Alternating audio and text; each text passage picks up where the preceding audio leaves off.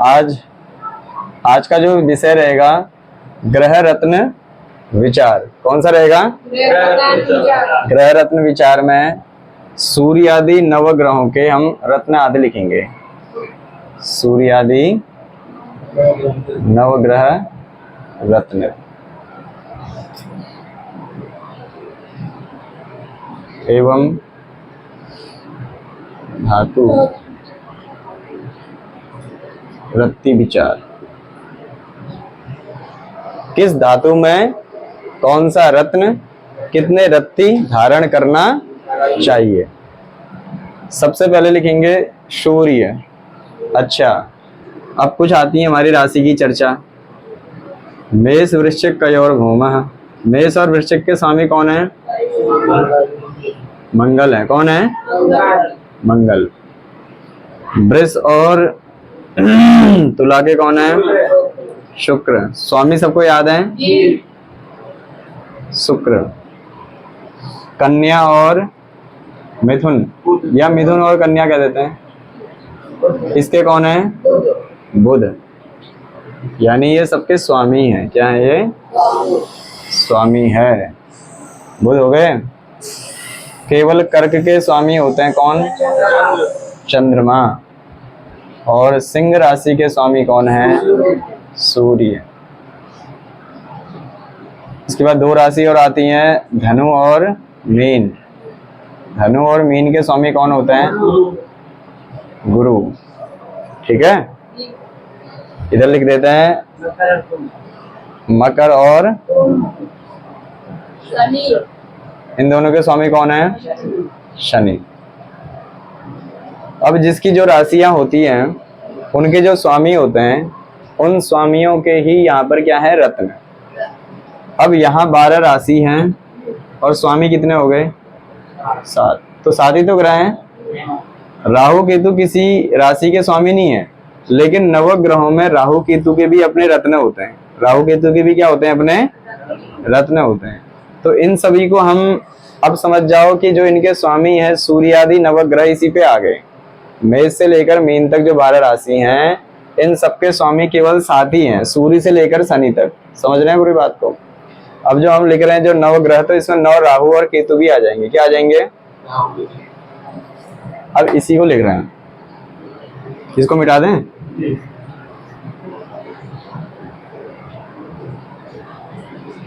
ये है मैटर समझने का।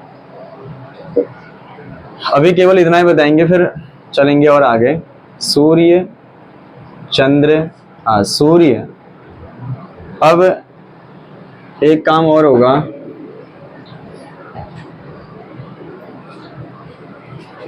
थोड़ी सी चर्चा इसकी कर लेते हैं समझने के लिए।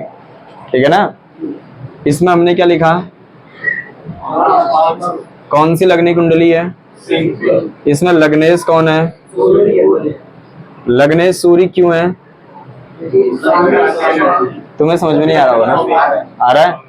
क्योंकि जो भी लग्न होती है, इसमें जो भी राशि होती है, इस राशि के कोई स्वामी होते हैं। तो ऐसे पता चला कि कौन सी राशि थी? 5 राशि हो गई सिंह राशि, और सिंह के स्वामी कौन है? सूर्य।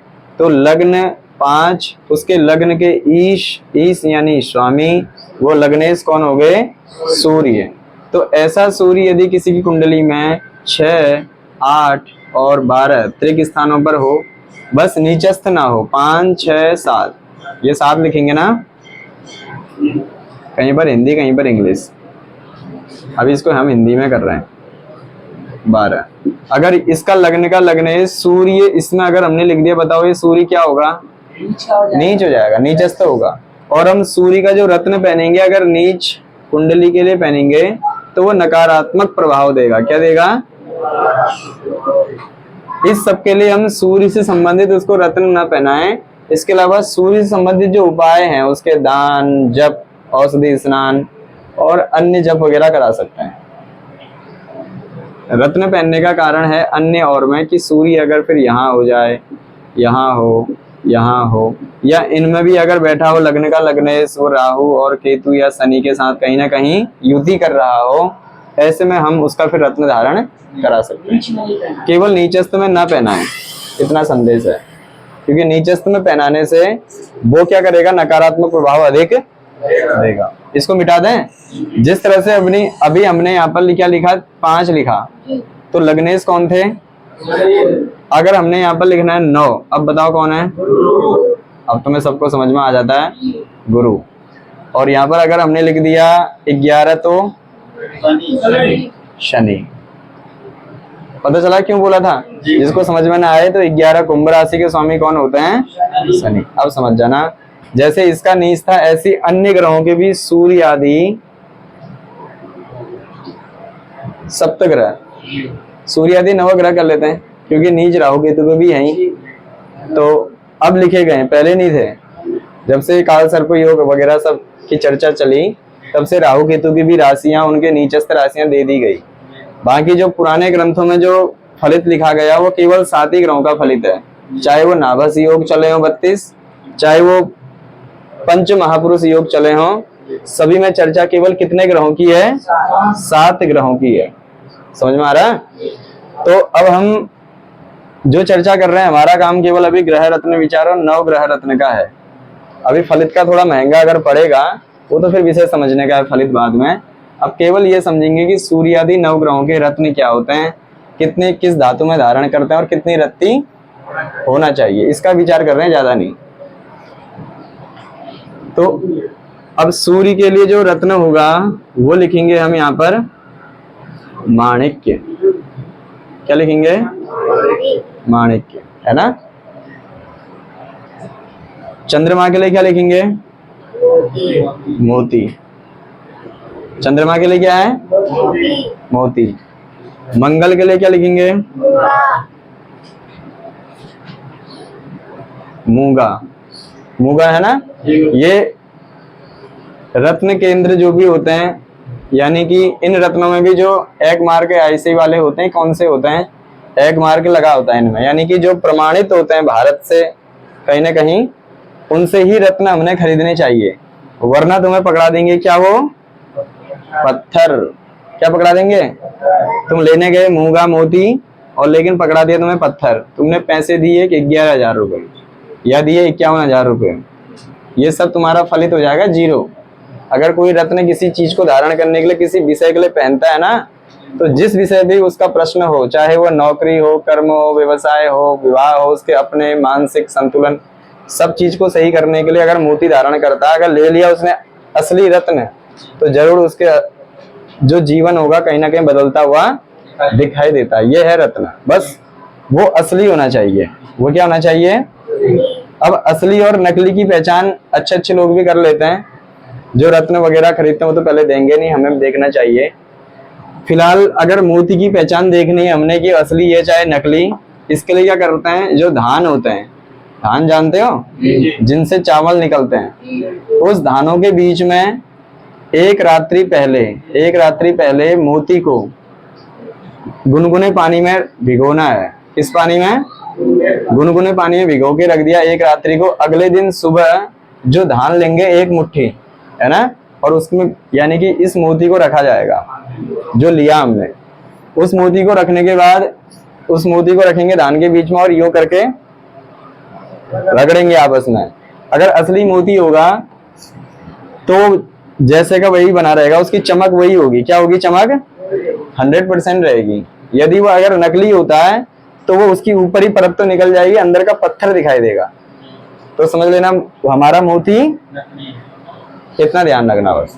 तो इसलिए तुम्हें मोती वाले से पहले कुछ एडवांस में देने के बाद एडवांस में उससे कुछ पैसे दे के मोती को 1 रात पहले अपने पास रख लेना। और कुछ लोग ऐसा भी कर लेते हैं कि हमें वो प्रभाव कर रहा है नहीं कर रहा है, उसको एडवांस में दे के मोती को कुछ दिन सिराने पर रखा जाता है अपने आसपास, मतलब अपने हाथ पांव में, कहीं ना कहीं जब हम सोते हैं रात्रि में रख लो। 1 हफ्ता देख लो कि इसको लेने से कितना प्रभाव हुआ। ये मोती की बात नहीं है, अन्य भी हम रत्न देख सकते हैं। क्योंकि किसी की कीमत माना जाए 51,000 रुपए है, किसी की 25,000 रुपए है। अगर हम इसको 5,000 रुपए एक्स्ट्रा दे के, हो जाता है ना ऐसा, रत्न वालों से लेके आधार कार्ड वो सब जमा करते हैं। अब 1 हफ्ते के लिए ले गए, अगर असर हुआ, कुछ बदलाव हुआ, कुछ लोग नौकरी के लिए, व्यवसाय के लिए, विवाह के लिए रत्न धारण करते हैं अपने जीवन को अच्छे सुदृढ़ बनाने के लिए, तो ऐसे में वो एक, उसको क्या कहते हैं, उदाहरण ले सकते हैं उसका। है ना, अपने उसमें उसको ग्रहण कर सकते हैं कुछ समय के लिए। यदि प्रभावित अच्छा रहा तो फिर ले सकते हैं, वरना नहीं लेना चाहिए बस। तो चंद्रमा के लिए कौन सा रत्न है? मोती। अब मोती भी अच्छा, ये तो था रत्न का, पहले एक बार रत्न रत्न लिख लेते हैं। मंगल का आएगा मूंगा, और बुध का आता है पन्ना। तो यानी कि जो बुध से कमजोर है, जिनके कुंडली में बुध प्रभावित नहीं हो पाता। अब बुध क्या क्या क्षेत्र दिखाता है, कुछ हल्के से बताओ फलित वाले। बुध क्या क्या दिखाता है?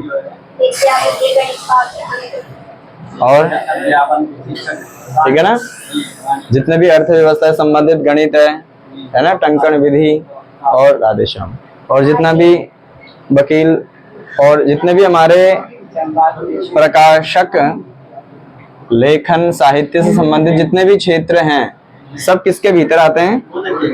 यदि इनमें कहीं कमजोरी दिखती है तो उन लोगों को भी पन्ना धारण, या फिर लगने से अगर ऐसा हो तब भी पन्ना धारण कर सकते हैं। अब पन्ना ही तो रत्न होता ना, ये कॉपी का पन्ना नहीं। या फिर वो पन्ना नहीं जब सागर के बाद आ जाता है, छतरपुर के बाद पन्ना। पन्ना मतलब रत्न है, और रत्न, ये सब रत्नों की परखता रत्न वालों से पूछनी पड़ेगी और फिर वो दिखाते हैं। कभी रत्नों वाले तुम्हें दिखाएंगे, ठीक है, 9 ग्रह रत्न लेके आएंगे, उनकी परख दिखाएंगे। गुरु के लिए होता है पुखराज। गुरु के लिए क्या है? इसी पे आ जाएगा।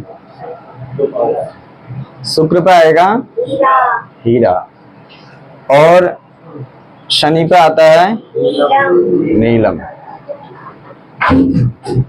ये क्या कर दिया ऐसे गोपाल ने? अरे आग लग गई उसमें। इसको, इसके बाद है अगला राहु और फिर केतु। राहु के लिए जो रत्न धारण किया जाता है उसका नाम है गोमेद। क्या किया जाता है? इसके नीचे वाला हिस्सा दिखाई नहीं दे रहा होगा ना उसमें, ये मुझे सब पता ना इसमें, यहाँ से भी इतने ऊपर से नहीं दिखा देता, इन्होंने फिक्स इतने में किया। तो इधर लिख लेते हैं। राहु से क्या देखेंगे? राहु के लिए रत्न गोमेद, और केतु के लिए क्या होता है? कैट आइज, बिल्ली की तरह आंख होती है उसकी, रत्न होते हैं कुछ, कैट साइज। लह सुनिया। अब अपने अपने रत्न हैं, और लोग अपने अपने शौक के अनुसार भी इनको पहनते हैं। कुछ लोग शौक के से पहनते हैं, कुछ लोग कुंडली दिखा के पहनते हैं, कुछ लोग अपने राशि के स्वामी से पहनते हैं, और कुछ लोग लग्नेश से पहनते हैं, है ना। कभी चर्चा करेंगे। अभी कभी तुम्हें अरे बता तो दिया। कुछ लोग राशि से पहनते हैं, कुछ लोग लग्नेश से पहनते हैं, कुछ लोग अपने व्यवसाय जो होते हैं उनके अनुसार पहन लेते हैं, जो दशमेश है, चीकरमेश है, कौन सा है, जो भी है, और कुछ पहनते हैं शौक से। इसके अलावा तुम्हें एक चर्चा और बताएंगे।